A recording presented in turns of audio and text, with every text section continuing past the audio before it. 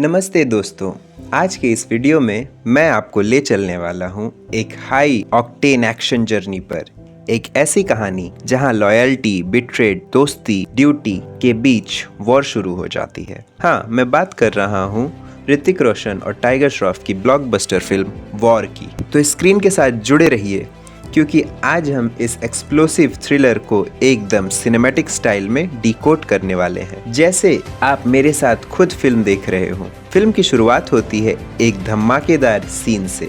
Colonel Luther Ashutosh Rana एक high security briefing में सब टेंशन में है क्योंकि भारत का बेस्ट सोल्जर, इंडिया का सबसे डेडलिस्ट एजेंट कबीर ऋतिक रोशन अपनी ही कंट्री के एजेंट को मार रहा होता है। हाँ, आपने सही सुना, कबीर तो कभी देश के लिए जान दे देता था, अब देश के खिलाफ चला गया। इस मोमेंट से हम समझ जाते हैं कि कुछ तो गड़बड़ है, पर क्या, ये हम अभी जैसे जैसे आगे बढ़ते जाएंगे समझ पाएंगे। लूथरा एक काम देता है, कबीर को ढूंढो, उसे रोको और उसके मिशन को, और इस मिशन के लिए वो चूज करता है एक ही इंसान, खालिद टाइगर श्रॉफ।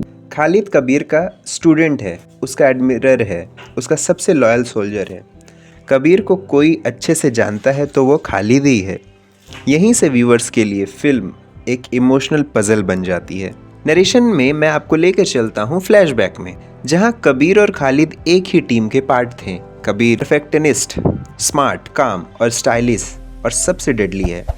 ऋतिक जब स्क्रीन पर आता है तो लिटरली स्क्रीन ग्लो करने लगती है। आप समझ जाते हो ये बंदा सिर्फ सोल्जर नहीं, एक लेजेंड। खालिद उसका जूनियर, डेडिकेशन, ऑनेस्ट, फोकस्ड, पर एक प्रॉब्लम है। खालिद के पिता ने कभी देश से गद्दारी की थी और कबीर के लिए देश से बड़ा कुछ नहीं, इसलिए स्टार्टिंग में कबीर खालिद को एक्सेप्ट नहीं करता। लेकिन धीरे धीरे हम देखते हैं कि खालिद अपनी मेहनत, अपनी लॉयल्टी और अपने डिसिप्लिन से कबीर का ट्रस्ट जीत लेता है। दोनों के बीच एक स्ट्रॉन्ग बॉन्ड बन जाता है। गुरु चेला की दोस्ती और रिस्पेक्ट का फ्लैशबैक खत्म होता है और हम वापस प्रेजेंट में आ जाते हैं, जहाँ कबीर एक मिशन पर ओल्ड साइंटिस्ट को मार देता है। सब कंफ्यूज हैं, कबीर ऐसा क्यों कर रहा है।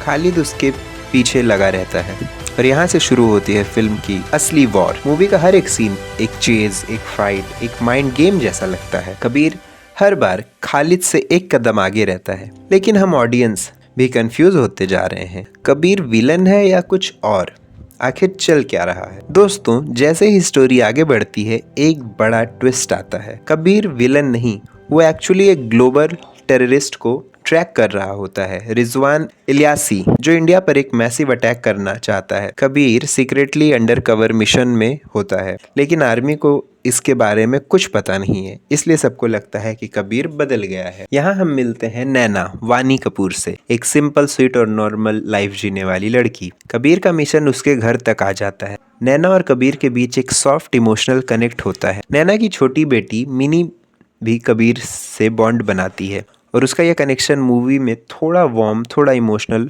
फील देता है। बट इस इमोशन के साथ आता है हार्ट ब्रेक। नैना को टेररिस्ट लोग मार देते हैं कबीर की आंखों के सामने, और उसकी आंखों में जो दर्द होता है वो व्यूअर्स को सीधा फील कराता है। और इस मोमेंट के बाद कबीर और भी डेंजरस हो जाता है। मिशन अब पर्सनल भी हो गया है। दोस्तों, अब आता है फिल्म का सबसे क्रेजी ट्विस्ट। जब कबीर एक मिशन पर होता है और एक फाइट सीन में हमें लगता है खालिद उसका साथ दे रहा है, पर धीरे धीरे कबीर को कुछ मिसमैच दिखता है। खालिद लेफ्ट हैंड से शूट करता है, पर असली खालिद तो राइट हैंडेड था। और फिर सच सामने आता है, जो खालिद अब तक कबीर के साथ था वो एक्चुअली रिजवान यासी है, जो अपना फेस सर्जरी करा के खालिद के रूप में आ जाता है। This is the twist that shock the audience. Kabir shattered हो जाता है, अपने स्टूडेंट, अपने दोस्त को खो दिया। अब फिल्म का क्लाइमैक्स आता है, breathtaking action sequence, chase, guns, combat, aeroplanes, mountains, सब कुछ एकदम नेक्स्ट लेवल। कबीर और फेक खालिद के बीच फाइनल फाइट होती है।